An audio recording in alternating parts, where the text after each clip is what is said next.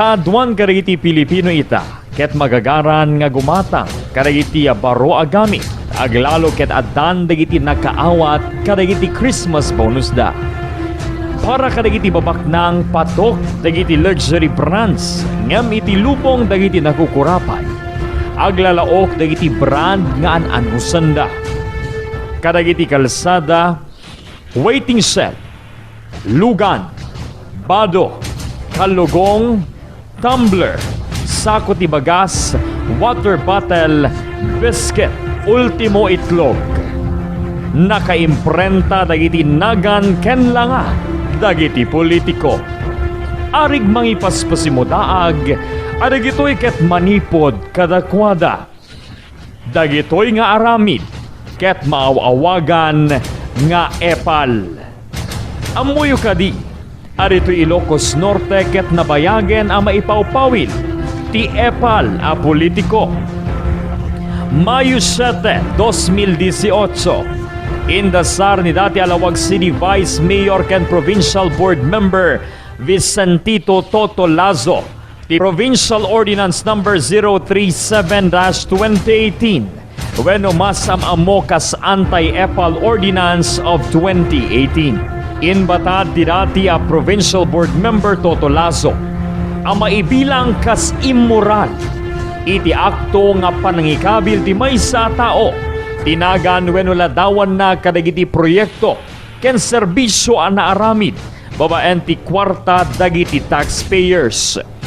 Nakaipalaod ti Section 4 ti ordinansa ang maipawil iti pannakaikabil tinagan initials, logo, caricature, wenno imahe iti sa sinuman na public official kadagiti proyekto ken serbisyong apinunduan ti gobyerno.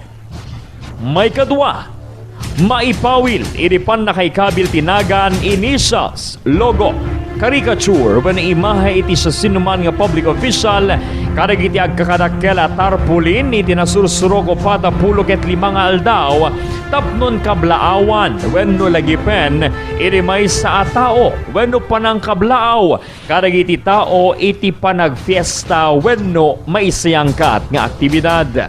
May katlo, maipawil iti pannakaikabil tinagan initials, logo, caricature wenno imahe iti sa sinuman nga public official kadagiti behikulo kasi di barangay, municipal ken provincial vehicle.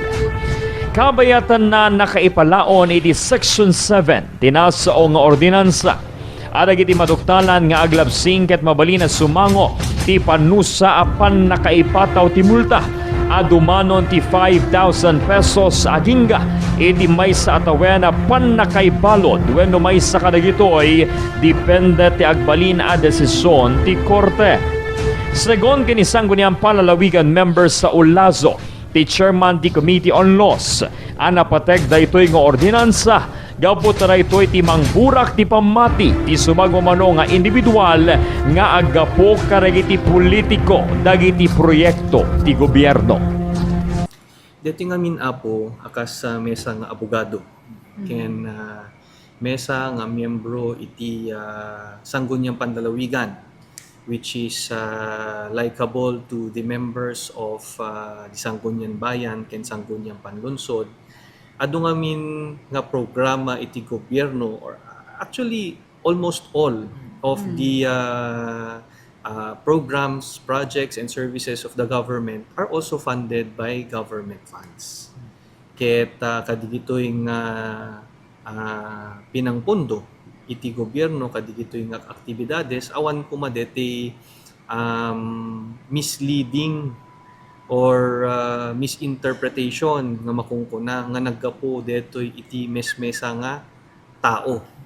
Kasi pero dalos biano sapo digiti sa Bali ti amuda ket naggapo iti mesmesa nga tao wenno politiko digitoy nga maipapaay nga serbisyo wenno programa para kadigitoy kakailyan tayo ditoy probinsya tayo nga Ilocos Norte. Deta iti masapol nga mailawlawag ken makoreher ngano adda digitoy kasoy nga programa ket programa iti gobyerno detoy nga pakairamanan iti miyembros iti Sangguniang Pandalawigan, Bayan, wenno Sangguniang Panlunsod, pakairamanan iti presiding officer, nga mangmatmaton ken iti local chief executives, including all the department heads nga mangkitkita or mga analyze iti data no ano ba dapat deti maited nga serbisyo when no maaramid nga programa para kadagiti kakailyan tayo. Deta actually iti forte na deto.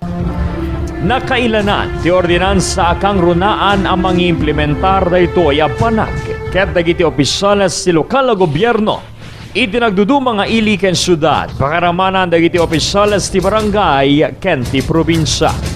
7 tawenen tinapalabas sipod na putar ken napagbalina linteg daytoy ditoy Ilocos Norte. Ngem apay nga adda latta dagiti kakailyan nga makaobserba nga adulata nagtalinaed nga epal a pulitiko. Segon kini Professor Carl Lenin Benigno, may sa political analyst, aray ito'y ket gapota kaaduan kadagiti politiko ket agkakadwa. Wenno manipor iti may sa partido iti naglabas nga eleksyon. Kunana daytoy di may sa akang runaan na rason no apay nga iti baet nga adda ti kastoy nga ordinansa ket awan wenno narigat a mapatawan ti panusa dagiti aglablasing. Inayo na pay nga di may sape a rason ket iti kinakapoy a law enforcement gaputa ultimo dagiti kameng ti PNP ket napolitikan. Gaputa kakaduam iti politiko awan makaitured nga mang sita kadigitoy paglapsingan kunak manlangin kasi talaga nga amo tayo nga maiparit dito and at the same time of course gaputa awan mang panpansin may sapay nga weakness ti sistema tayo kat law enforcement, whether you agree with me or disagree, the law enforcement tayo ket inefficient. Gapota ti panagkita pati di kito kapulisyan na politiko pa yan. Inbatad ti Chairman ti Committee on Laws ti Sangguniang Panlalawigan arumbeng ang mapaigatan ti panakaimplementar daytoy nga ordinansa. Aglalo ket adon dagiti makita na ang nagbaliwan ti panawen sipod na ipasa daytoy agakat. Patsen na kasapula na mabalbaliwan na maipakaamo kadagiti residente dito Ilocos Norte nga addaan ti kastoy nga ordinansa arumbeng a masurot. We need to reinforce this ordinance at adamit nagbaliwan nan iti panawen na ni 2018, and we need to remind our constituents nga adda existing ordinansa nga kastoy ket ti mesa nga ordinansa not until it is repealed or amended, it stays as a law in a particular jurisdiction. For this province, iti paki-implementaran na iso nga iti buong probinsya ti Ilocos Norte ket dapat masurot dito yung ordinansa. Sir, dagiti sumagmonong kakailyan tayo, ada kano dagiti mag-obserbaran datay laeng na sumagmonong nga politiko nga arig na mga lablabsing kada ito sir, any reaction po? It is a good thing nga naited dito yung informasyon kada tayo tatang 13th na Sangguniang Panlalawigan, and kas chairman iti Committee on Laws masapol nga makita dito pinaka-implementar nga nasaya at na dito yung ordinansa, because this ordinance was passed way before kadeto'y pinagbalin tayong public servant ket adda nakita da nga rason no apay nga maipasa detoy ket haan masapol nga haan dapat nga mapukaw DJ nga nakita da nga rason no apay nga maiimplementar detoy iso nga gaputa kasta ti mapaspasamak masapol nga i-implementar tayo iti mas stricto detoy nga ordinansa. Anyway, in the ordinance, it is also a collaboration between the provincial government of Ilocos Norte, APO, and the local chief executives in different municipalities and cities of the province of Ilocos Norte, including the barangays, to also inform the local chief executives of different municipalities and cities to inform the provincial government of Ilocos Norte later on. Mainaig diraytoy kuna ni Professor Benigno arumbeng at mensahe ang may kabil kalagiti government-funded projects ket proyekto ti gobyerno ken saan nga proyekto ti maysa a politiko. Kunana arombe nga saan nga ibaga dagiti politiko ngano saan nagapu ken kwada ket awan dagitoy a proyekto wenno serbisyo. Segon ken kuana apama na nagtaray da akas kandidato idi na palabas nga eleksyon ket nagkaridan kadagiti na tao nga agserbi ken saan da arumbeng agsarak ti kasukat wenno agreklamo tunggal agtrabaho da. Gapo ta isuti sinapataan da trabaho ken isuda ket swelduan dagiti na tao babaen kadagiti tax abay bayadan dagiti Pilipino. Amin nga resources nga nagastos ket nagapumit iti resources ti gobyerno. So it should be the government that takes the credit. Haan nga digito'y pulitiko nga mangi-initiate. In fact, sumati trabaho na talaga, no? Kasi no dumamin maminsan ket tay credit alenda kasi bagada no haan nga kami haan nga na-initiate dito nga programa. Well, idi naggayangay da nagkarida iti tao ngagserbida. So nga handa dapat nga i-claim nga gapukan niya da na initiate dito nga programa.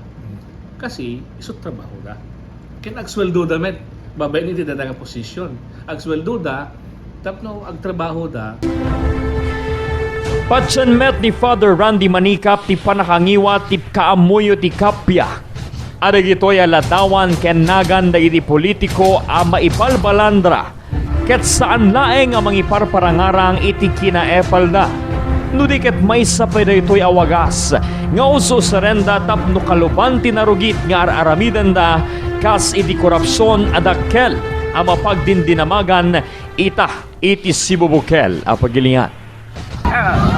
Makita tayo kat halay nga di pa na ability pictures pa na ipagpakita dati kinaepal da i-issue ito kat nakarong nga korupsyon kaya tayo nga ordinance handa nga sungsungmatan di arungaing umili regarding iti pangkabiyagan kaya di corruption nga mapaspasamak handa pulos nga masungmatan kumbaga pangtabal darang di kadi mudno nga mapaspasamak most especially kadi corruption nga mapaspasamak.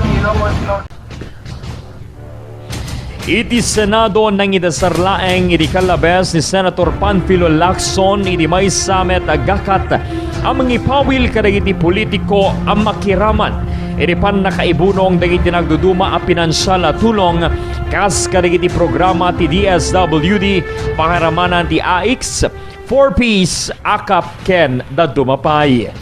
Kunana daytoy ket tapno maikat ti political exploitation ken manipulation aglalo no dagiti agbalin na benepisyaryo kadagito ya programa ket dagiti agrigrigat. Ibilang met ti senador adagitoy nga aramid ket inhumane wenno saan ang makatao. Imula iti panunot tayo adagiti tulong ti gobyerno ang maibunbunong kada tayo ket saan ang manipod iti nagibunong. Daytoy ket estratehiya laeng tapno maiyam amuda ti bagbagida kadagiti na tao tapno no dumanon ti eleksyon oray awan tinasaya at na aramid da ket isudan tulata ti mabutusan na ken mga bak babaen iripan nakariing ti saritaan pakaseknan ti anti-epal ordinance dito probinsya nananayan na magunod ti ideya nga dito'y Ilocos Norte bawal ang epal.